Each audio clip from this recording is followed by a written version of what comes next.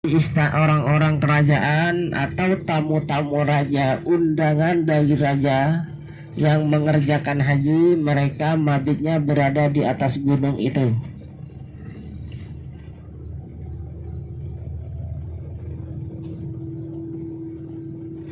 Di depan kita bis pelan, di sebelah kirinya disitulah tempat, perhatikan sebelah kiri kita ini ada tugu kecil berwarna putih yang sudah usang di atas bukit. Itu adalah tempat di mana Nabi Ibrahim dulu akan menyembelih putranya Nabi Ismail. Diabadikan dengan ditandai tugu putih kecil. Nabi Ibrahim bermimpi beliau diperintahkan untuk menyembelih putranya yang bernama Ismail.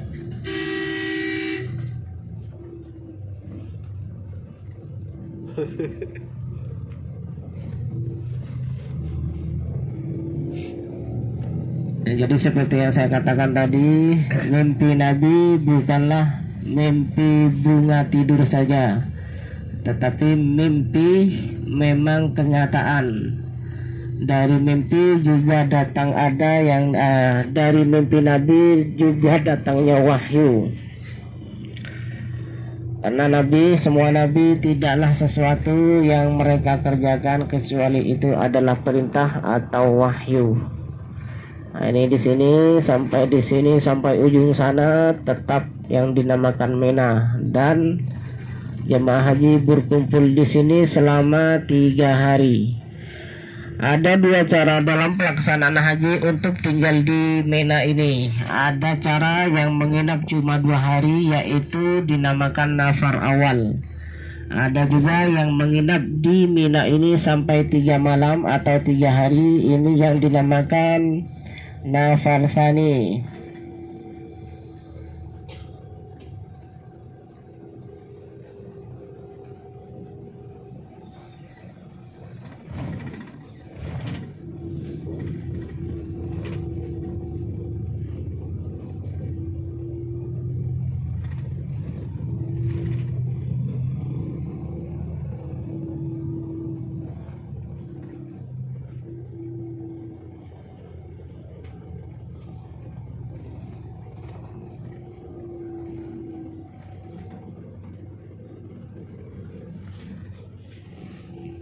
Di sebelah kiri kita ada menara, itulah masjid yang dinamakan Masjid Khif.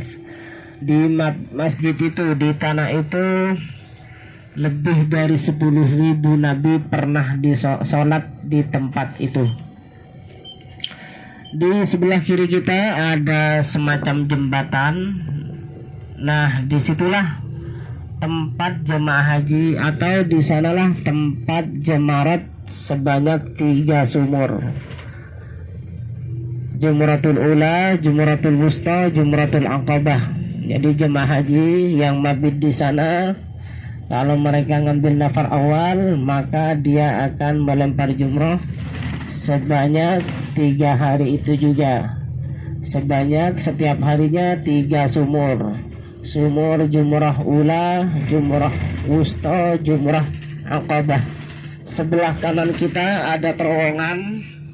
Itulah yang dinamakan terowongan Muaisim. Bagi Bapak Ibu, kalau ingat tahun 80-an, di situ pernah ada terjadinya tragedi di mana jemaah haji Indonesia banyak yang meninggal di terowongan tersebut. Kenapa? Karena dulu di tahun itu terowongan tadi kita lihat sudah 2 terowongan, tapi di waktu tragedi sehingga menimbulkan banyak korban jemaah Indonesia yang meninggal cuma 1 terowongan. Antara yang akan berangkat ke tempat jemarat yang akan melontar, jemaah yang akan melontar, dengan yang kembali dari melontar, bertemu di tengah-tengah terowongan tersebut, dan kebetulan lampunya pun listrik padam, sehingga di dalam bentrok antara, artinya antara yang yang berangkat ke Jamarat dan yang kembali di situ tempat sehingga terjadi kejadian itu sehingga menimbulkan korban yang banyak. Sebelah kanan kita ini tempat haji dari jemaah Indonesia. Namun di sini diperuntukkan untuk jemaah haji yang reguler. Kalau yang VIP atau jemaah haji khusus dekat dengan pelontaran Jemarat. Di sini meskipun yang reguler, fasilitas yang disediakan oleh pemerintah sama dengan yang VIP atau jemaah haji khusus, bedanya cuma jarak saja.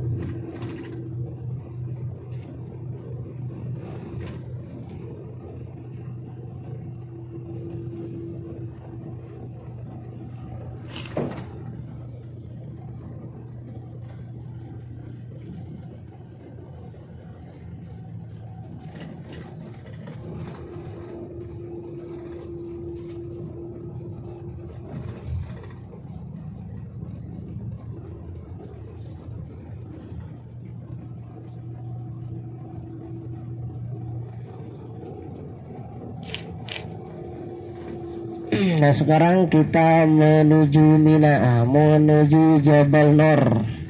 Jadi di semua tempat-tempat yang kita ziarahi tadi, kita yang turun cuma di Arafah tadi. Dan alhamdulillah bukan cuma turun, bahkan yang mau kembali ke bis pun ada yang kesulitan. Nah supaya di sini di Jabal Nur ini tidak ada yang kesulitan kembali ke bis, kita cukup di dalam bis, tidak usah turun. Dan itu memang sudah kebiasaan dari semua travel atau jemaah haji yang ziarah. Kalau di Jabal Nur tidak turun, mereka cuma di atas bis melihat Jabal Nur. Di Jabal Nur ini di atas terdapat sebuah gua kecil yang dinamakan Gua Hiro. Nah di Gua Hiro ini dulu Rasulullah Sallallahu Alaihi Wasallam sebelum beliau diangkat menjadi nabi, sebelum beliau diangkat menjadi rasul, karena menghindar dari kegiatan kemusyrikan orang-orang kafir Quraisy, Rasulullah sering naik ke atas Jabal Nur. Di dalam gua dia beribadah. Ibadahnya apa? Karena dulu Nabi sebelum diangkat Nabi, karena Nabi belum diangkat Nabi, Nabi belum diangkat Rasul. Ibadahnya apa? Yaitu beruzlah atau menyendiri dengan tafakkur, memikirkan akan kekuasaan Allah. Jadi ibadah Nabi sebelum diangkat menjadi nabi, kalau Nabi naik ke Jabal Nur, masuk ke dalam Gua Hiro, ibadahnya yaitu tafakkur, menyendiri di sana. Ada juga yang mengatakan Nabi Muhammad meskipun belum diangkat menjadi nabi, dia juga sholat seperti sholatnya Nabi Ibrahim. Dan di waktu suatu malam, tepatnya di bulan Ramadan, di waktu Rasulullah Sallallahu Alaihi Wasallam berada di dalam gua, Rasulullah didatangi makhluk yang sebelumnya Rasulullah tidak pernah lihat. Makhluk itu berkata kepada Rasulullah, "Iqra ya Muhammad." Nabi Muhammad menjawab, "Ma ana biqari'in." Makhluk tersebut berkata kepada Nabi, baca ya Muhammad. Rasulullah disuruh membaca. Nabi Muhammad menjawab, ma ana biqari'in, saya tidak bisa membaca. Nabi Muhammad tidak bisa membaca dan tidak bisa menulis. Maka Nabi Muhammad ada julukannya juga sebagai al-ummi. Ummi itu orang yang anak yang masih bergantung kepada orang tuanya. Kenapa demikian Nabi Muhammad dikatakan al-ummi? Karena Nabi Muhammad tidak bisa membaca dan tidak bisa menulis. Nabi Muhammad tidak bisa membaca dan tidak bisa menulis. Hikmahnya, kalau Nabi Muhammad membaca dan menulis, orang-orang kafir yang tidak percaya, orang-orang kafir akan berkata bahwa Al-Quran yang dibawa Nabi Muhammad adalah buatan bikinan tulisan tangan dari Nabi Muhammad. Al-Quran turunnya ayat pertama di dalam Al-Quran yaitu yang berbunyi Iqra. Al-Quran turun ke muka bumi ini atau turun kepada Nabi Muhammad tidaklah sekaligus berbentuk Al-Quran sebanyak 30 juz. Tetapi Al-Quran turun ke muka bumi, turun ke Nabi Muhammad sesuai dengan kejadian atau kebutuhan manusia yang berada di muka bumi ini. Itu sebelah kanan Bapak Ibu, gunung yang paling tinggi, yang beda dengan gunung yang di samping-sampingnya, warnanya agak putih, artinya agak bersinar, itulah yang dinamakan Jabal Nur. Jabal Nur kalau dibandingkan dengan Jabal Sur, tingginya lebih tinggi Jabal Sur. Kalau Jabal Nur lebih pendek, cuma lebih curam. Kalau kita naik ke sana, yang muda-muda itu memakan waktu 40 menit. 40 menit naik ke atas sudah sampai di atas setelah 40 menit. Turunnya 15 menit. Itu yang muda-muda. Kalau yang sudah tua naik ke atas bisa 4 jam. Yang tua-tua naik ke atas karena tinggi bisa memakan waktu sebanyak 4 jam. Yang muda-muda tadi turun cuma 15 menit. Kalau yang sudah tua turunnya sampai 1 minggu. Bahkan nggak bisa turun, nanti dijemput, harus dijemput. Nah itulah Jabal Nur ya, sebelah kanan kita. Untuk musim panas ini yang biasa naik ke sana orang-orang Pakistan. Kalau orang-orang Indonesia musim panas kebanyakan tiarap, tidak berani naik ke atas, panas. Nah, sekarang pemerintah Saudi sudah ada proyek, katanya lagi dibikinin teleferik atau kereta gantung, dijadikan tempat wisata. Jadi bagi mereka yang ingin naik ke Jabal Nur, mereka tinggal naik teleferik seperti di Taif. Nah di Taif insya Allah Bapak Ibu besok lusa akan ada agenda ke Taif. Nah di sana Bapak Ibu bisa naik gondola, teleferik atau kereta gantung. Setelah Nabi Muhammad mendapatkan ayat pertama yaitu Iqra, yang berbunyi Iqra bismi rabbikal ladzi khalaq, turunnya ayat pertama yaitu yang berbunyi Iqra. Turunnya surah pertama dalam Al-Quran yaitu suratul Fatihah. Makanya di dalam Al-Quran Al-Fatihah, suratul Fatihah diletakkan paling depan. Susunan dari Al-Quran sebanyak 30 juz ini siapa yang menyusun? Itu adalah memang sebagaimana susunan dari Nabi Muhammad Sallallahu Alaihi Wasallam, bukan susunan dari pemerintah Saudi, bukan. Jadi Al-Fatihah, Al-Baqarah, Al-Imran dan seterusnya itu namanya tauqifi. Dengan bahasa Arab tauqifi artinya sudah memang dari sononya, dari Nabi Muhammad, susunannya begitu. Nah, Bapak Ibu, sekarang kita menuju tempat mikot, ya, tempat mikot Tan'im atau Masjid Aisyah. Tempat mikot yang dekat dengan Mekah. Ada 3 mikot. Yang pertama yang biasa dijadikan tempat mikot jemaah umroh atau jemaah haji yang ingin melaksanakan umroh, karena paling dekat, paling gampang untuk mencari taksi dan lebih hemat biayanya, yaitu Tan'im. Di Tan'im juga terkenal dengan nama Masjid Aisyah. Kenapa? Karena dulu Rasulullah Sallallahu Alaihi Wasallam setelah beliau mengerjakan haji wada di waktu Nabi Muhammad dan para sahabat hendak berangkat kembali lagi ke kota Madinah, Rasulullah melihat istri dari Rasulullah yang bernama Aisyah menangis. Rasulullah bertanya kepada Sayyidah Aisyah, "Apa yang membuatmu menangis, wahai Aisyah?"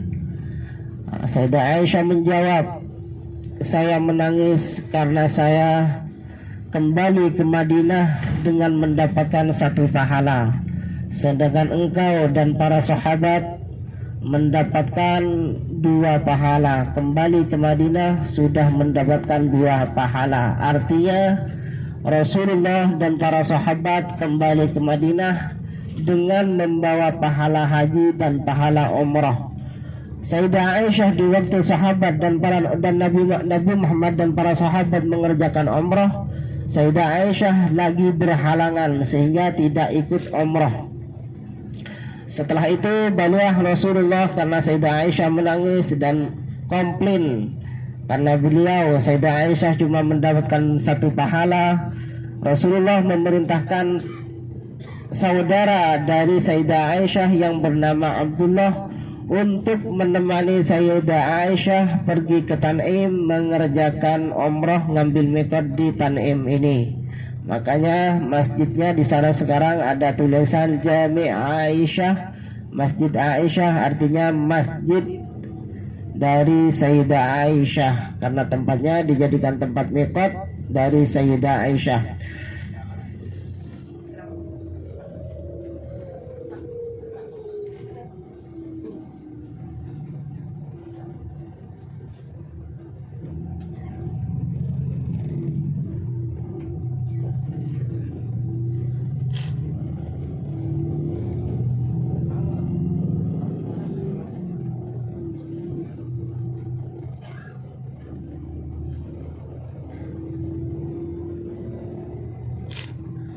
Jadi di Mekah ini yang tempat mikot yang dijadikan tempat mikot oleh jemaah haji atau jemaah umrah yaitu 3 mikot. Yang pertama tadi Tan'im, dan yang kedua yaitu Ji'ranah. Ji'ranah kalau di Tan'im tadi dijadikan tempat mikot karena Sayyidah Aisyah istri dari Rasulullah pernah mengerjakan umrah dari sana atas perintah dari Rasulullah, maka orang yang mengerjakan mikot dari Tan'im dinamakan orang yang ikut sunnah Nabi melalui perintah. Jadi sunnah Nabi ini ada 3 macam: sunnah fi'li, sunnah qauli, sunnah iqrari. Jadi karena di sini Rasulullah memerintahkan Sayyidah Aisyah untuk mikot di mana, di Tan'im, maka kita sekarang mikotnya yaitu ikut sunnah qauli, perintah Nabi.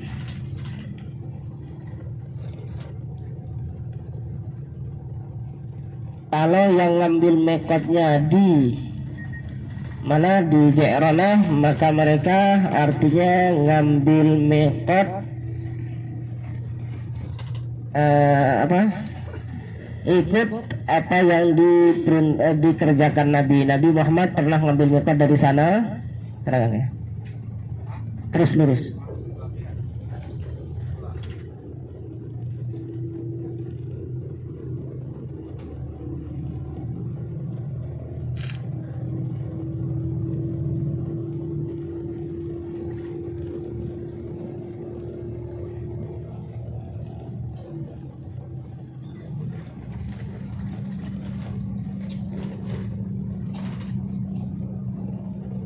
Bapak Ibu, sekarang kita akan mengerjakan umrah. Bagi Bapak Ibu adalah umrah yang kedua dari program dari Travel Al Hijaz.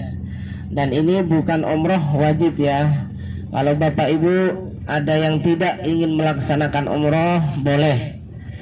Atau ada yang ingin melaksanakan umrah untuk badal umrah orang lain, boleh. Atau tetap untuk diri sendiri, boleh. Umrah badal artinya umrah untuk orang lain yang dimana pahala dari umrah tersebut, jadi untuk ibadah-ibadah yang pahalanya sampai kepada orang yang meninggal, yang disepakati oleh para ulama diantaranya yaitu haji dan umrah. Kalau kita menghajikan orang lain, kalau kita mengumrahkan orang lain, para ulama semua sudah sepakat pahalanya sampai kepada yang meninggal. Kalau yang lain seperti dikatakan mereka yaitu tahlilan ya, tahlilan, baca yasin, itu para ulama masih amaliyah ini masih diperdebatkan. Para ulama masih berbeda pendapat. Ada yang mengatakan sampai, ada yang tidak. Tetapi kalau badal, umrah atau haji itu sudah sepakat. Di antara yang disepakati oleh para ulama, pahala yang sampai kepada yang meninggal, umrah badal haji, umrah badal umrah, badal umrah, badal umrah atau badal haji, dan sedekah. Sedekah tidak jadi perdebatan antara ulama. Sedekah untuk yang meninggal itu pahalanya sampai kepada yang meninggal dan tidak diperdebatkan oleh para ulama. Begitu juga doa untuk yang meninggal, itu para ulama